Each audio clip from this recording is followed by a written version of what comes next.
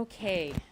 Thanks, everybody, for being here. I'm Senator Elissa Slotkin from the great state of Michigan, and we are here to introduce the Protect Our Polls Act. What this bill does, essentially, is shut off avenues that President Trump can use to send our military in uniform or federal law enforcement to intervene in our elections. I want to thank my colleagues who are behind me, Senator Padilla, who heads up a lot of our election work, but then Senators Baldwin, Gallego, Kelly, and Klobuchar, who aren't here, Rosen, Warnock. We made the decision to include as original co-sponsors those of us from swing states, from states that have been targeted for our voter rolls, for states that are right now being sued by the Trump administration for our voter rolls, and where President Trump has shown a bit of an oppressive or obsessive focus on our elections in particular. It's an important signal that we're doing this together. For some of us, we've already seen this movie, and I think we were debating, I think all of us were here on January 6, 2021. So just to review the bidding and why this bill has come together now, in May of 2020, so months and months before the 2020 elections, Trump was already talking about his lack of confidence and fraud in the upcoming 2020 elections. He said for the first time in May of 2020 that if he didn't win in 2020, then the elections were rigged. And members of Congress, members of the House and the Senate, wrote strongly worded letters. We said things on TV. But to be honest, I think we had a failure of imagination to really understand what this president would do in reality. Obviously, he lost in 2020. And the next thing we all knew, we were here on January 6th, many of us on the floor of the House, on the floor of the Senate, and in the case of myself, barricading myself in my office because of the attack on the Capitol. So I think, fool me once, shame on you, fool me twice, shame on me.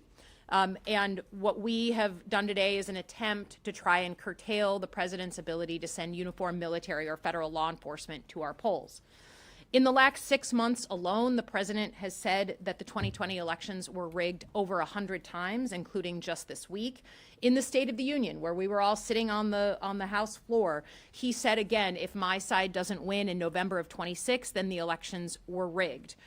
Back in 2020, I will take note, he drafted an executive order that called on the National Guard to seize ballots and voting machines in purple states, including the state of Michigan. He did not sign that executive order, but in January of this year, regretted that he didn't sign that executive order. He told a journalist, I wish I had sent in the uniformed military to collect ballots back in 2020. He's demanding the voter rolls for over 30 states, including the state of Michigan. And then just recently is trying to change the laws of the U.S. Postal Service and ban voting by mail in states that refuse to hand over their voting rolls. He is trying to nationalize the elections, and he is telling us in his own words what he's trying to do. On top of that, Trump's nominees for his cabinet positions have come up here and refused to rule out uniformed military or federal law enforcement being sent to the polls on Election Day. I personally have asked 5 different cabinet officials whether they would rule this out, whether it was okay to deploy the uniformed military or federal law enforcement to our polls, from Secretary Hegseth to Secretary Mullen. None of them would unilaterally rule it out. So instead of waiting to see what happens in 2020, we are trying to take some action here. So we're introducing Protect Our Polls Act, and it does 3 big things. Number 1, it requires that President Trump come to Congress to get approval before he would ever deploy uniformed military to our polls.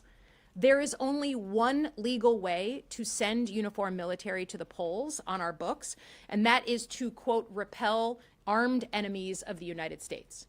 We have never done this in our history, not during World War II when we were in the middle of combat operations, not just months after 9/11 when we had been attacked on our own soil. We have never in our history sent uniformed military into our polls during an election. So if Trump wants to do that and use this narrow exception, he should be able to come to Congress and seek our approval to do that.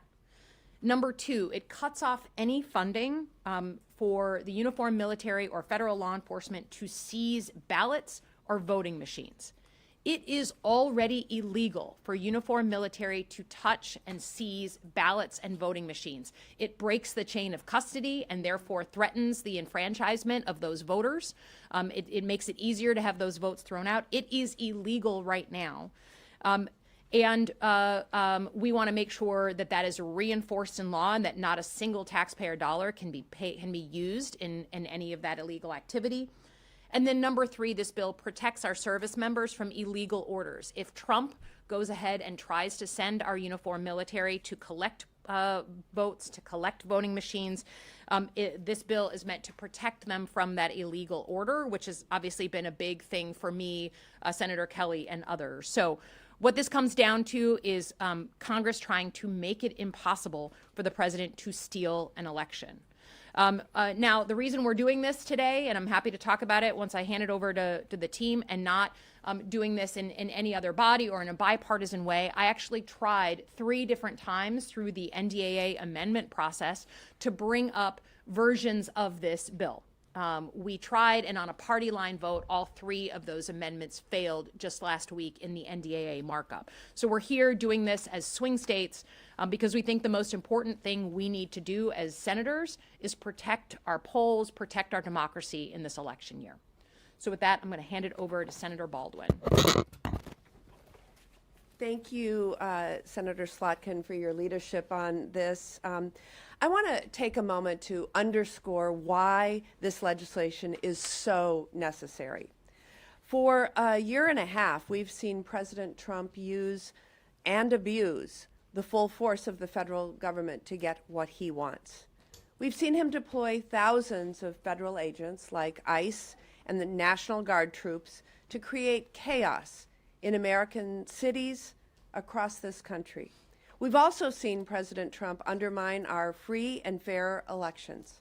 He continues to call into question the 2020 election, which he lost fair and square. In Wisconsin, President Trump has sent the FBI to question election officials and police officers in Milwaukee, despite a recount that declared him the loser nearly 6 years ago. And by the way, this deployment of the FBI for these interviews has been quite recent. Trump is sending an unmistakable message. Beware to anyone who gets in his way or tries to give him results that he doesn't like. That brings us to this November, when tens of millions of Americans will head to the polls to cast their ballots. The president is afraid that accountability is coming. He is showing it. If things don't go his way, he is already laying the groundwork so that he can claim fraud and cheating, the kind that only exists when his party loses. President Trump is also trying to stop Americans from being able to get to the ballot box, including repeatedly threatening to deploy federal troops to polling places. Yes, sending federal armed agents to your local schools, churches, fire stations, and other polling places.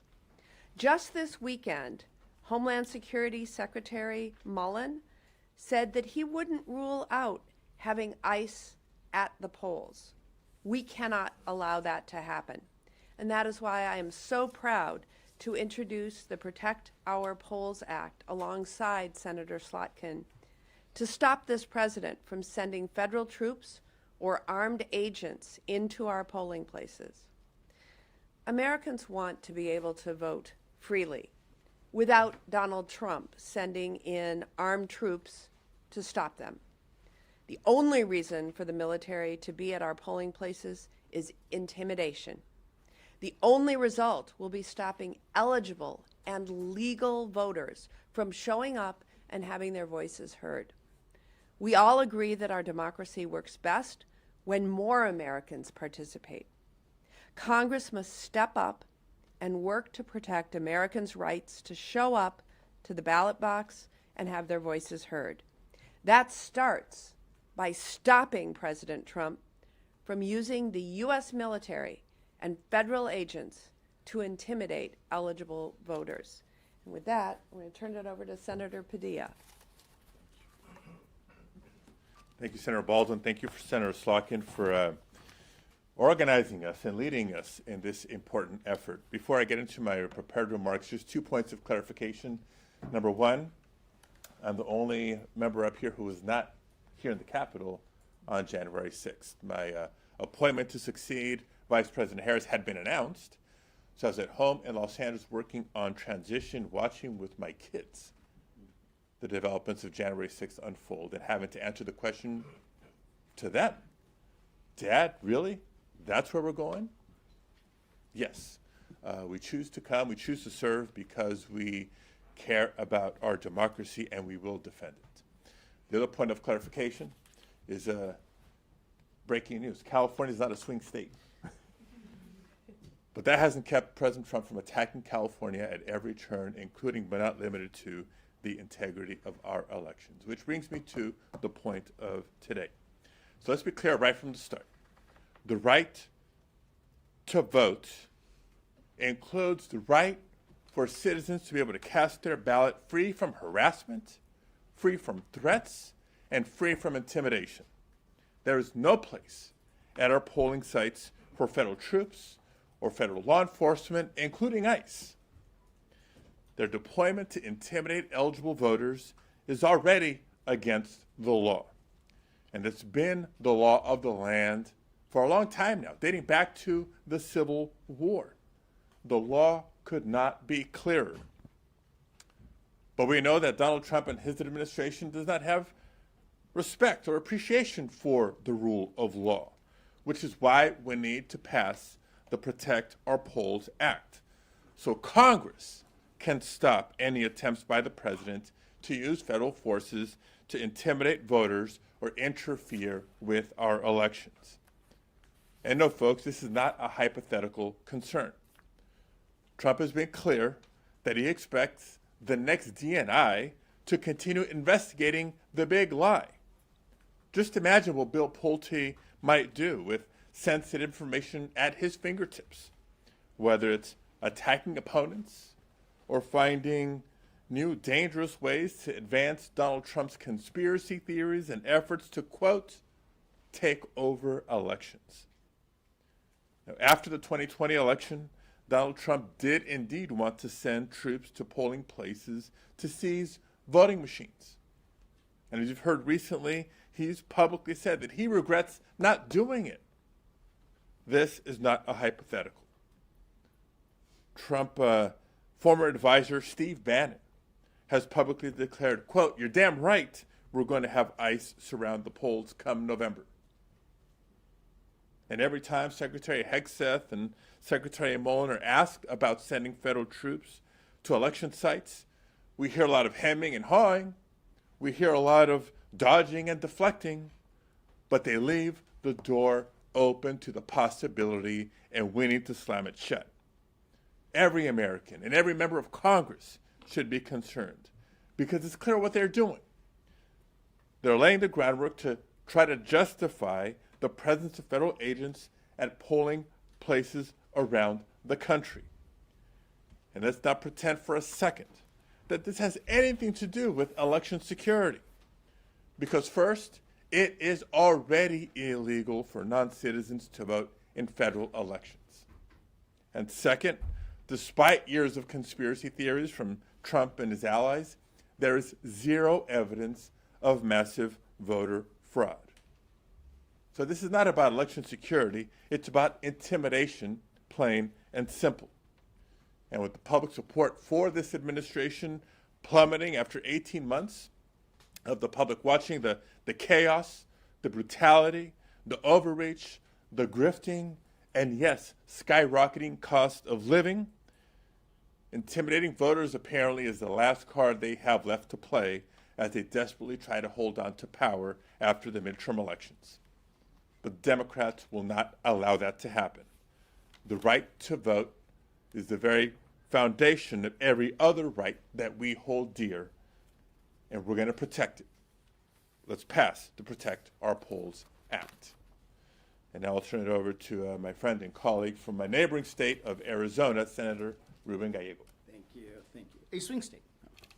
Well, thank you everyone for being here, and unfortunately I was here on the floor of January 6th on the House side trying to protect Arizona's electoral decision, which was being contested by Republicans and by Donald Trump without any proof, obviously, of electoral fraud, and then the violence that came upon us, and I was one of the last members of Congress to leave the floor that day.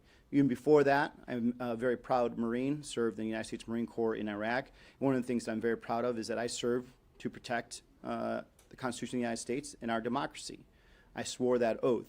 And the last thing any Marine, sailor, Army, Coastie, Air Force, spaceman, whatever they call them nowadays, wants to do is to undermine that.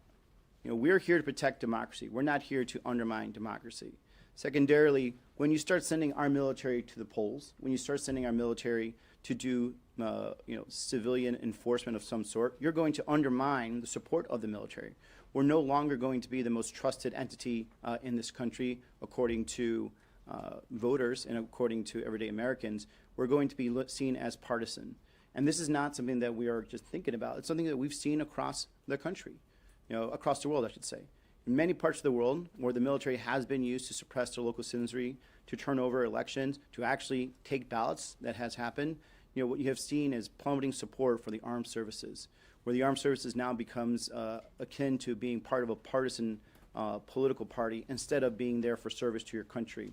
And so I find it very scary that in all attempts that we've had to pen in this opportunity of abuse, that the Republicans have blocked it. And we're not exaggerating about the threats. Right now in Maricopa County, we have ICE investigators are investigating the 2020 election. We've seen Donald Trump repeatedly say that he wants to investigate 2020 elections. They're opening up investigations all over this country. Georgia, as of late, also. They sent the former DNI down there, Tulsi Gabbard. Now they're trying to appoint a partisan DNI who does not have the policy or experience background to actually be the DNI in order for them to further push more conspiracy theories. And so on and on and on, every day Donald Trump is proving that he has a plan. And given the opportunity, he will try to use whatever levers of government, whether it's the military or other police forces, in order for him to stay power and to not be held accountable by the voters. So this bill is important. It's important for our democracy, and it's also important for the safety of our military members, and I'm very proud to support it. Thank you. Happy to take some questions if there's any questions. Yes, ma'am. Thank you so much. I know Senator Padilla just stated that it's already illegal for aliens to vote in American elections, but in the state of California, I mean, you don't even need a photo ID to vote. You can vote with a gym membership. If there are no illegals voting in American elections, like Democrats repeatedly claim, then why would military or law enforcement be problematic at polling locations? I don't know if you want to address the California. Well, let me just address the military side of this, because it's illegal already.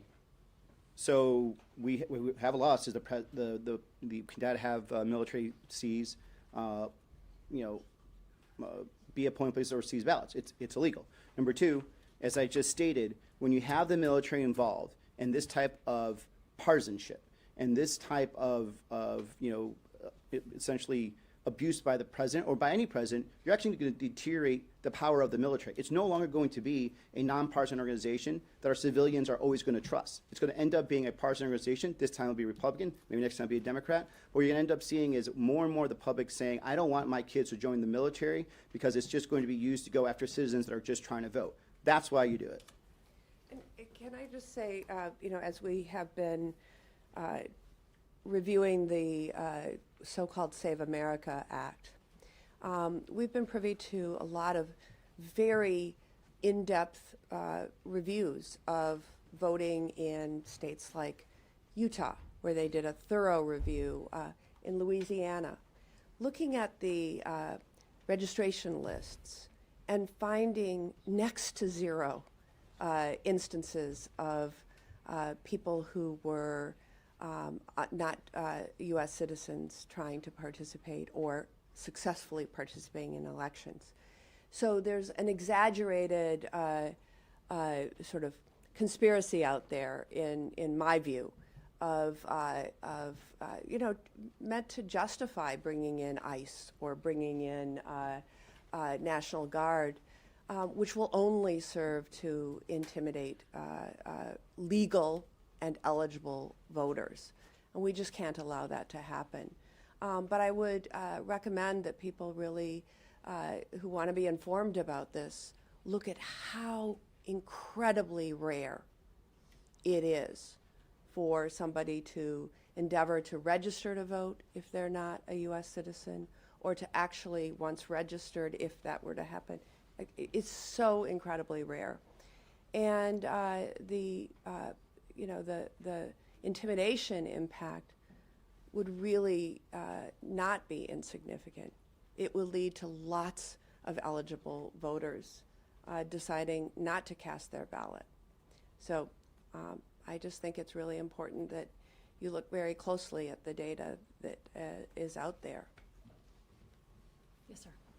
You mentioned the NDA process Yeah. already and failed efforts there. Obviously, you're going to need 60 on the floor at some point. Is there another opportunity as this gets closer to the floor to keep pushing for this? There's certainly, as you know, with the NDA process, you try in committee, there's floor amendments. So I think there's plenty of opportunity, both now and probably before final passage, likely in December, to reattack. We're trying to obviously do it before the November elections. And again, tried to do it in a bipartisan way through what is typically a very bipartisan process, which is the NDAA markup of the Senate Armed Services Committee. But all three amendments went down with a partisan vote, so we felt the need to do it now. Certainly, there are more and more members of the Republican side of the aisle, particularly those who have lost their elections, who are being more willing to push back on Donald Trump. And so I think that there's room for growth on the co-sponsorship list. Yes, sir. Thank you so much for doing this. I'm curious, I know that this bill is to, address the November elections and protect the polls, but I'm curious how the president's constant urgings of Republicans to pass the Save America Act has kind of affected the legislative process. How has it made it harder for you all to work with your Republican colleagues on issues where there may be some bipartisan consensus in the public? Because it seems as though every piece of legislation that could move forward, the president is asking to attach a piece of, legislation that you all oppose and say would be bad for your constituents. I'm wondering if you can speak to that. Yeah, I mean, I think the president, you don't have to be a rocket scientist to see that the president is obsessed with the fact that he lost the 2020 election. And he's telling us every opportunity he has that he is trying to change the outcome of the 2026 elections. Like, you don't have to guess, right? And I give credit to my Republican colleagues who have been resisting what they understand to be a very bad bill, particularly bad for married women in this country, would disenfranchise huge numbers, millions and millions of married women.